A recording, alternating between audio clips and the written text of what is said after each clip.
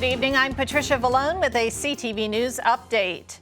After weeks of protests over the death of George Floyd, Democrats unveil a new bill on police accountability. The measure was introduced today, 2 weeks after Floyd's death in Minneapolis and following daily demonstrations calling for an end to police brutality. On Capitol Hill, House Speaker Nancy Pelosi and Senate Minority Leader Chuck Schumer say it's time for concrete action. We are taking the first of many steps, many necessary steps, to respond to this national pain with bold action.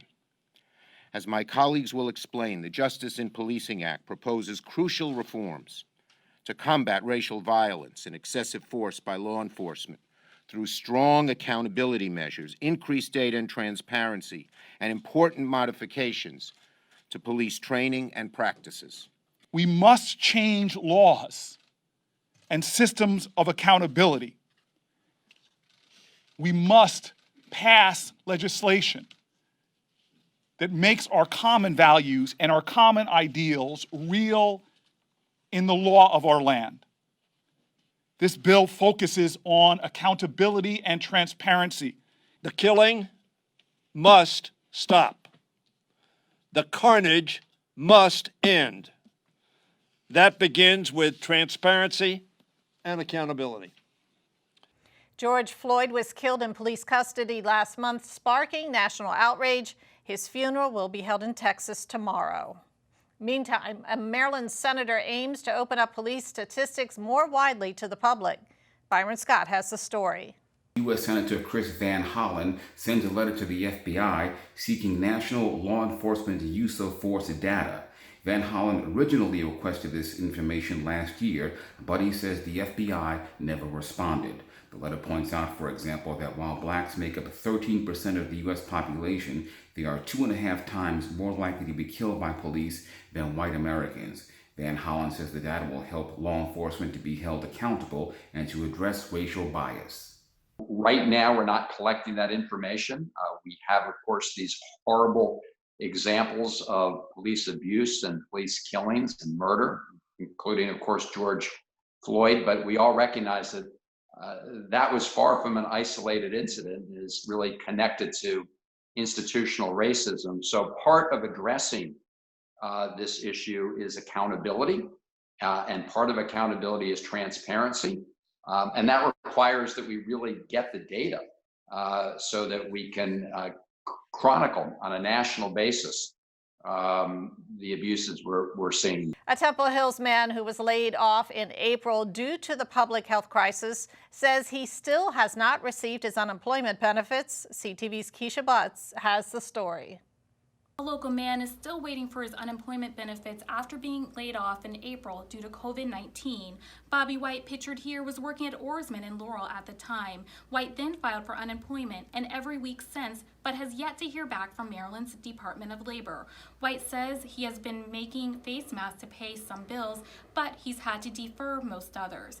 We reached out to Maryland Senator Melanie Griffith, who says her office has received 10 to 15 complaints a day from people who have not heard back from the agency. Griffith also says she and lawmakers are collecting personal information from these constituents to forward to the Department of Labor. The department spokesperson says if you have challenges applying, send an email to ui.inquiry@maryland.gov.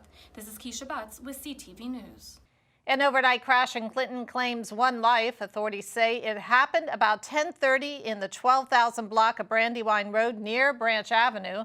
Police say an unidentified man was driving southbound when his car left the roadway and struck a tree. The victim died on the scene. The incident remains under investigation. Well, COVID-19 positive numbers are dropping in Maryland. Katira Jones is standing by with the details. Good news coming from the governor's office. Maryland's positive COVID-19 rate has dropped 7.38%. The state currently has more than 58,000 residents who have tested positive for the virus. Here in Prince George's, the county has the highest confirmed cases in the state, with more than 16,500 people testing positive. Now, meantime, the state is currently expanding testing.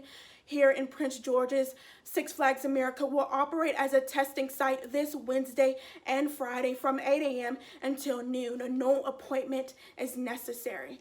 Reporting in Bowie, Katara Jones, CTV News. It's only the second week of the official start of the hurricane season, and we're already on the third storm. Tropical Storm Cristobal made landfall on Sunday in southeast Louisiana.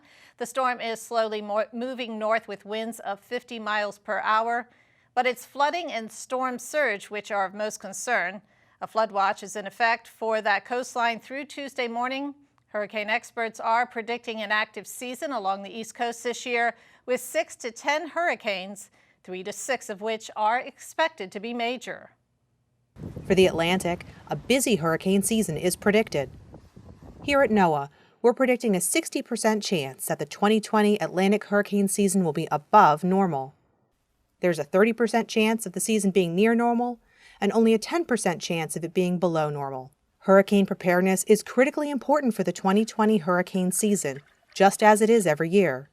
Keep in mind, you may need to adjust any preparedness actions based on the latest health and safety guidelines from the Centers for Disease Control and your local officials.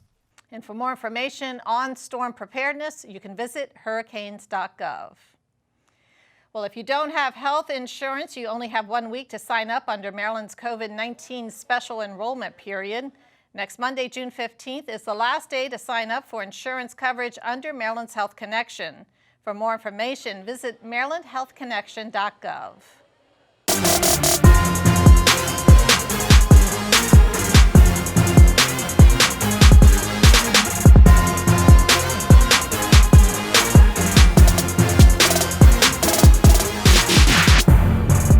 Hi everybody, welcome to this CTV Sports Report. As the Major League Baseball Owners and Players Union continue to negotiate a return to action in 2020, the KBO rolls on. Former Orioles and Bay Sox pitcher Tyler Wilson was on the mound for the LG Twins over the weekend as they took on the Kiwoom Heroes. Let's get you to South Korea for the action in this one. Wilson 2-2 on the season, in search of win number 3, and he had it going. Strikeout right here, 1 of 6 on the night, and his offense had his back. Lee Chung-woon with a single up the middle. Hong Chang-ji flying around third base. He cruises into home, and the Twins take a 3-0 lead. 7th inning now. This would be Wilson's final out, as he would go 6 2/3 in this one and leave with a 4-0 lead. However, he would leave with the bases loaded. He still stood the win, but the bullpen would implode in the 9th inning. Here comes Heroes Jeong Byung-woo with the double over the outfield's head. Winning run comes in to score. Heroes come from behind to win 5-4. I caught up with Wilson from Seoul, Korea after the game and talked about his start. Baseball is a funny game. It's the first 6 innings went great, went smooth, and then all of a sudden the 7th you kind of run into a roadblock. You know, the team puts together a couple good at bats and gets some guys on base, and I hate leaving guys on base and handing the ball over to the bullpen. I mean, you never want to give your game up, but the bullpen's been fantastic for us all year, and then just tonight just didn't happen to be their night.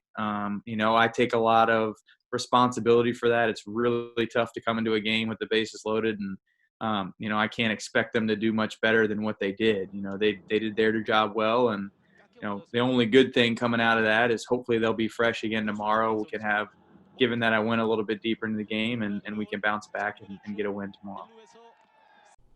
And yesterday, former Orioles outfielder Hyun-Soo Kim goes deep right here, his 2nd home run of the season and 1st since opening day, as the Twins take 2 of 3 from the Heroes, winning by a final score of 8-1. And that is your CTV Sports Report. For the latest information on COVID-19 in Maryland, visit the State Health Department website. That's health.maryland.gov. Again, health.maryland.gov. Click the link to the COVID-19 information portal. There you'll find all of the latest information about coronavirus. You'll find daily updates on cases and fatalities. Answers to questions about testing and the governor's stay-at-home order are available as well. For specific information about Prince George's, visit PrinceGeorgesCountyMD.GOV. That's PrinceGeorgesCountyMD.GOV. The site offers information about local services for residents and businesses. There's a link for COVID-19 relief donations